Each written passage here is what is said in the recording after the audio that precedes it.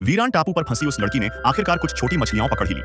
फिर भी हैरानी की बात यह थी कि उसका उनमें से एक भी मछली खाने का कोई इरादा नहीं था। इसके बजाय उसने अपनी सारी पकड़ी हुई मछलियों को मसलकर लुगदी बना दिया। फिर एक पैनी की हुई छड़ी को कसकर पकड़े हुए वह पानी की सतह को एक तक घूरती रही। खून की महक से आकर्षित होकर जल्द ही एक छोटी शार्क वहां आ गई। लड़की ने अपना हथियार नीचे की ओर जोर से मारा। शार्क को सफलतापूर्वक भाले से भेदने के बाद उसकी खुशी का ठिकाना न रहा। अजीब बात यह थी कि शार्क को पकड़ लेने के बाद भी उसे पकाकर खाने में कोई दिलचस्पी नहीं थी।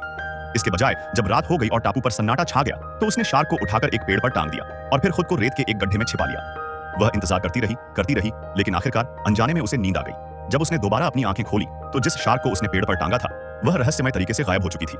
इससे यह पक्का हो गया कि इस वीरान टापू पर सचमुच कोई खूंखार मांसाहारी जीव छिपा हुआ था। जिंदा रहने का कोई तरीका खोजने के लिए बेताब लड़की टापू पर काम आने वाली चीजों की तलाश में घूमने लगी। लेकिन जल्द ही उसकी नजर एक भयानक दृश्य पर पड़ी। शार्क की लाश का आधा हिस्सा बहकर किनारे पर आ गया था।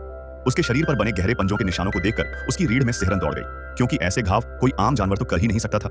अपनी रक्षा करने के लिए लड़की ने कई छड़ियां जमा की, उनके सिरों को पैना किया और टापू पर छिपने के लिए कोई जगह खोजने लगी।